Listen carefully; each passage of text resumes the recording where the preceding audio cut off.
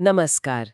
आज हम बात कर रहे हैं अस्थमा पर और हमारे पास जो स्रोत सामग्री है अस्थमा का प्राकृतिक प्रबंधन, आहार, योग और जीवन शैली, उसमें दिए गए कुछ नेचुरल तरीकों पर। हाँ, तो कोशिश ये रहेगी कि हम समझें कि ये खान पान, योग और लाइफस्टाइल में छोटे छोटे बदलाव करके अस्थमा को कैसे बेहतर तरीके से संभाला जा सकता है, और क्या पता शायद दवाओं पर निर्भरता भी कम हो जाए।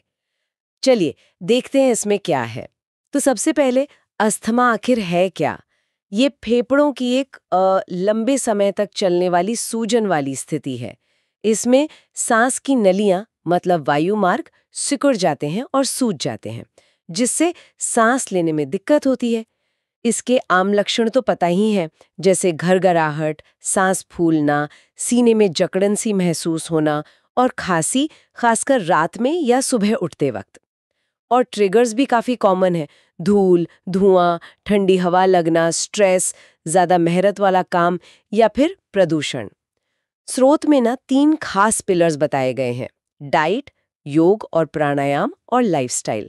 और यहीं से बात थोड़ी और इंटरेस्टिंग हो जाती है। तो पहला पिलर है अस्थमा फ्रेंडली डाइट। बिल्कुल। यहाँ दिलचस्प बात यह है कि डाइट का सीधा असर होता है शरीर के अंदरूनी सूजन पर और हमारी इम्यूनिटी पे।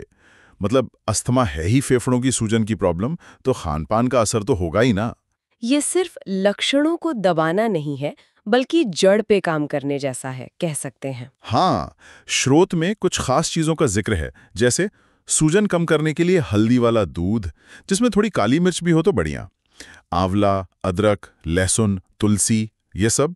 और ओमेगा 3 वाली चीजें भी बताई हैं, जैसे अलसी, अखरोट, चिया सीड्स। ये शायद फेफड़ों की सूजन कम करते हैं। जी हाँ, बिल्कुल।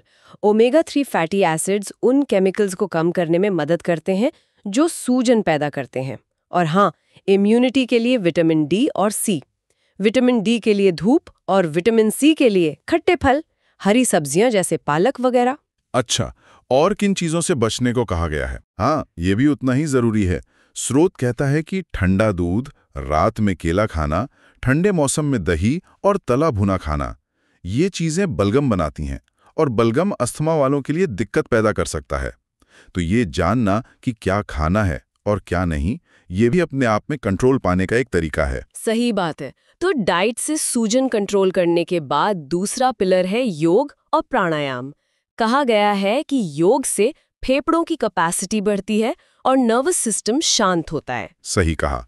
स्रोत कुछ खास आसनों की बात करता है, जैसे भुजंगासन है, वो छाती को खोलता है, सांस लेना आसान बनाता है। फिर अर्ध मत्स्येंद्रासन जैसे आसन हैं, जो एक तरह से फेफड़ों को डिटॉक्स करने में मदद कर सकते हैं। और प्राणायाम में अनुलोम विलोम बहुत अच्छा है, वो सांस के फ्लो को बैलेंस करता है। भ्रामरी प्राणायाम है, जिसमें हमिंग साउंड निकालते हैं, वो स्ट्रेस और एंजाइटी के लिए कमाल का है। तो अगर हम बड़ी पिक्चर देखें तो ये तकनीकें सिर्फ फिजिकली नहीं, मेंटली भी मदद करती हैं, क्योंकि स्ट्रेस भी तो अस्थमा का एक बड़ा ट्रिगर है ना। हाँ, वो तो है। तो मतलब रोज करना जरूरी है, ये नहीं कि हफ्ते में एक बार कर लिया। बिल्कुल सही पकड़ा। नियमितता बहुत जरूरी है। स्रोत यही करता है, रोज सुबह 10-15 मिनट निकालें, किसी साफ खुली हवा वाली जगह पर करें तो और अच्छा। ये एक आदत बनानी पड़ती है। और तीसरा पिलर है लाइफस्टाइल टिप्स। ये तो काफी प्रैक्टिकल लगते हैं सुनने में। हाँ, और हर टिप के पीछे लॉजिक है, जैसे घर साफ रखना, धूल मिट्टी से बचना, तेज परफ्यूम या अगरबत्ती ना जलाना। ये सब सांस की नली में इरिटेशन पैदा कर सकते हैं। बिस्तर सूती हो, चादरें गर्म पानी में धुलें ताकि डस्ट माइट्स ना रहें। अच्छा, और वो ठंडी हवा वाला पॉइंट? हाँ, वो भी जरूरी है। सर्दियों में या धूल वाली जगह पर जाएं तो नाक ढक लें। बहुत आसान सी बात है, पर असरदार है। हल्का व्यायाम ठीक है, जैसे तेज चलना या हल्का योग, पर बहुत ज्यादा मेहनत से बचना चाहिए। और स्ट्रेस मैनेजमेंट की भी बात थी। जी हाँ, क्योंकि स्ट्रेस से अक्सर सीने में जकड़न बढ़ जाती है, तो मेडिटेशन, शांत म्यूजिक सुनना या गार्डनिंग जैसी चीजें अच्छी रहती हैं। ये छोटे छोटे बदलाव लगते हैं, पर इनका क्यूमुलेटिव असर काफी बड़ा हो सकता है। और ये सवाल भी उठता है कि रोजमर्रा की जिंदगी में इन्हें फिट कैसे करें। स्रोत में एक बोनस नुस्खा भी दिया है, एक आयुर्वेदिक काढ़ा। अरे वाह, ये अदरक तुलसी वाला काढ़ा तो जाना पहचाना सा लग रहा है। 1 इंच अदरक, 5 तुलसी पत्ते, आधा छोटा चम्मच काली मिर्च, 1 लौंग, 2 कप पानी में उबालकर 1 कप करना, रोज गर्म पीना। इसके पीछे क्या साइंस है? संक्षेप में कहें तो इसमें जो सामग्री है, अदरक, तुलसी, ये एंटी इन्फ्लेमेटरी मानी जाती हैं।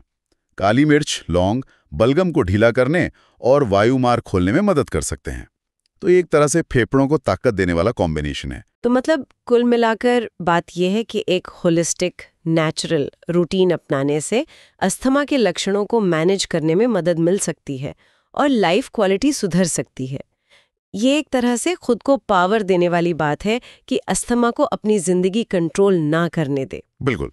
और यहाँ एक सोचने वाली बात यह भी है कि इन प्राकृतिक तरीकों को अपनी लाइफ में लगातार शामिल करना कितना जरूरी है और कैसे हर कोई अपनी जरूरत के हिसाब से इनमें बदलाव कर सकता है। मतलब निरंतरता और पर्सनलाइजेशन शायद यही असली कुंजी हो।